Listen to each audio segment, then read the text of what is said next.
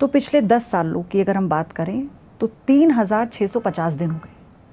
3650 दिन में मैं अगर आपके तरीके से जानना चाहूँ, कितने किलोमीटर सड़कें आपने बना दी हैं? देखिए, अभी तक 10 साल में हमने करीब 1 लाख किलोमीटर तक हम पहुंच जाएंगे,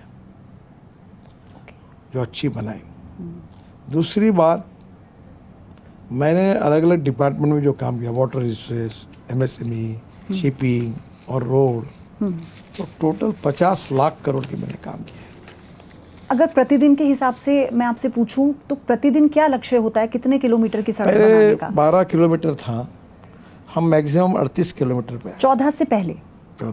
14 के पहले तो एक समय तो 2 पे आया था, फिर 12 पे था।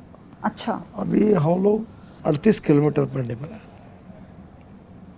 और हम वर्ल्ड का सबसे बड़ा लार्जेस्ट रोड नेटवर्क है।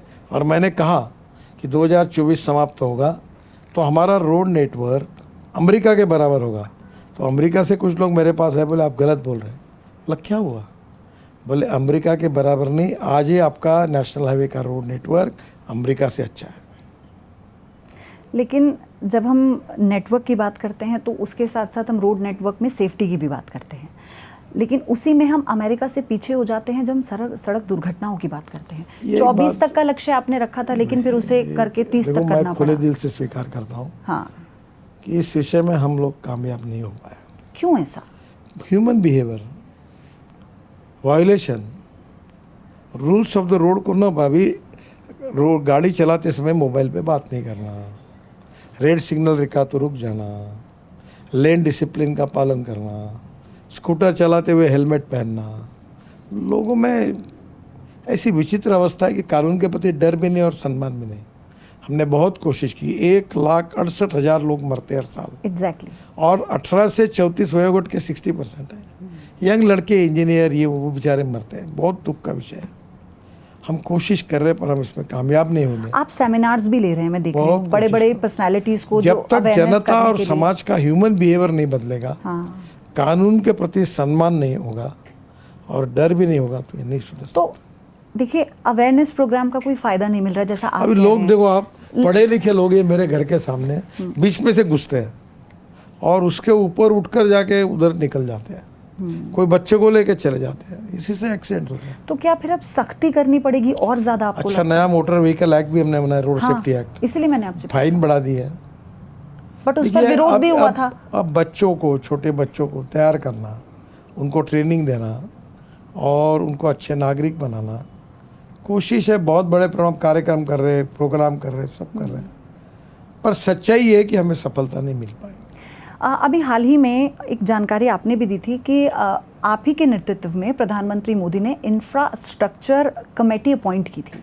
तो उसमें जो कई ऐसे, एक बड़े परिप्रेक्ष्य में जो कई ऐसे मसले थे जिनको सुलझाना होता है, आपकी अध्यक्षता में वो किए जा रहे हैं।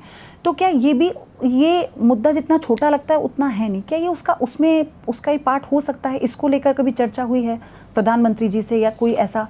ये रोड एक्सीडेंट ऐसा है कि ये स्टेट हाईवे है, म्यूनिसिपल हाईवे है, डिस्ट्रिक्ट रोड्स है, ग्राम पंचायत के रोड है, नेशनल हाईवे है। और आज काफ़ी बड़े नेशनल हाईवे पर जो एक्सीडेंट हो रहे हैं, हमने ब्लैक स्पॉट्स आइडेंटिफाई किए, वो इम्प्रूव किए, सिग्नल्स लगाए, रोड मार्किंग किया, साइनेज लगाए, कोशिश कर रहे हैं। और मेरा खुद का एक्सीडेंट हुआ था और मेरा पैर 4 जगह टूटा था। इसको कितने साल हो गए? ये 2004 में हुआ था। तो मैं बहुत संवेदनशील हूँ इसके बारे में और बहुत कोशिश कर रहे हैं। अभी नागपुर में अभी कल ही हमने वो सेफ लाइफ फाउंडेशन और हमारे SP ने मिलकर करार किया है कि वो 950 लोग मरे नागपुर ज़िले में, तो कम करने के लिए वो कोशिश कर रहे हैं। हम कर रहे हैं कोशिश, पर ये निराशा का विषय है। निराशा के बजाय मैं निराश नहीं हूँ, हम काम करते रहेंगे, पर अभी तक वो सफलता नहीं मिली। ये कड़वा सच है। ये अब स्वीकार करने में मुझे लोगों से झूठ बोलना अच्छा नहीं लगता। मैं ट्रांसपोर्ट मंत्री हूँ और मेरी जिम्मेदारी है कि मैं इस काम में सफल नहीं हो पाया।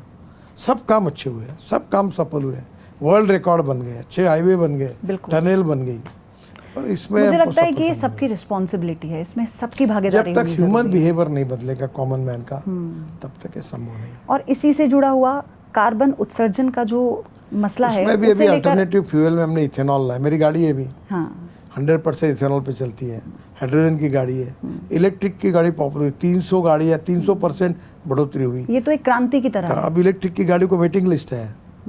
बसेस 5 साल में देश में पूरी इलेक्ट्रिक की बसेज आएंगी, इलेक्ट्रिक के ट्रक आएंगे, केबल के हाईवे बनाएंगे, हाइड्रोजन के ट्रक बसेस चलेगी। वो दिन दूर नहीं है। हम लेकिन 16 लाख करोड़ का इंपोर्ट कर रहे हैं फॉसिल फ्यूल का, इतना प्रदूषण होता है। उसके बजाय ग्रीन फ्यूल, अल्टरनेटिव फ्यूल और ये जो हमारी बायो फ्यूल, इससे हमारे देश की तकदीर बदलेगी। किसानों को इसका फ़ायदा होगा, किसान समृद्ध और संपन्न होंगे, गाँवों का विकास होगा और एग्रीकल्चर ग्रोथ रेट बढ़ेगा और देश आत्मनिर्भर भारत बनेगा। लेकिन इस इलेक्ट्रिक व्हीकल की वेटिंग तक तो ठीक है, चार्जिंग स्टेशंस को लेकर क्या प्लानिंग जरूरत ही नहीं, ये गलत फिल्म है। मेरे घर में 15 गाड़ियाँ हैं, सब एक नीचे में हमारे यहाँ चार्जिंग स्टेशन है और एक गाड़ी दिन में 400 किलोमीटर एक बार चार्ज होती, चलती कहाँ। एक स्कूटर 24 से 28 किलोमीटर चलती है और चार्ज होती है 120 किलोमीटर के लिए।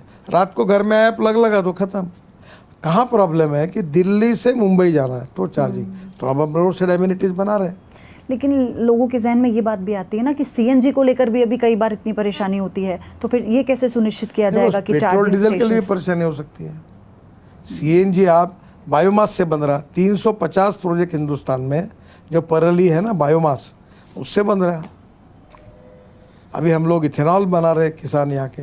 अभी हवाई ईंधन, अभी आपके पानीपत में 1 lakh litre per day ethanol, 150 tonne bio bitumen और 76,000 tonne bio aviation fuel, sustainable aviation fuel बन रही है। अब किसान केवल अन्नदाता नहीं, ऊर्जादाता बना।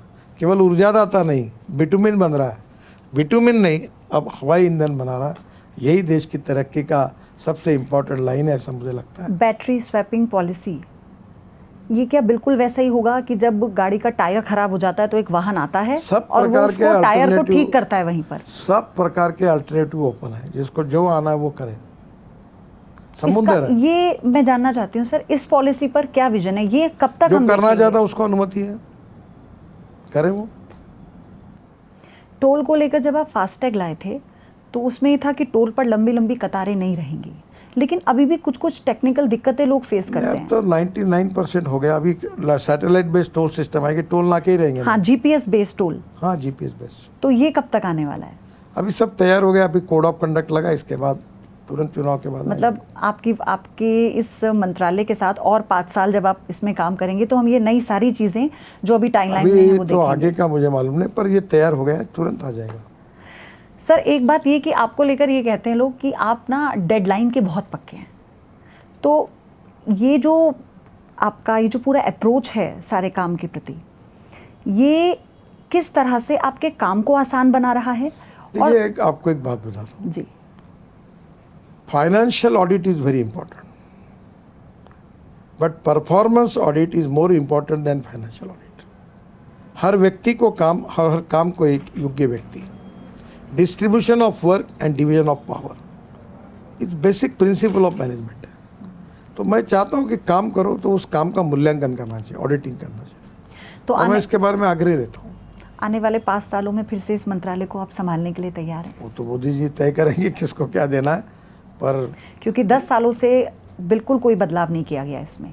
अब देखो, आगे का तो अधिकार प्रधानमंत्री का होता है। आपकी पूरी प्लानिंग है 5 सालों को लेके, आने वाले 5 सालों को मैं लेके? भी रहूँगा और कोई आएगा तो वो भी करेगा और देश बदलेगा और हिंदुस्तान का रोड नेटवर्क वर्ल्ड में नंबर 1 पर जाएगा।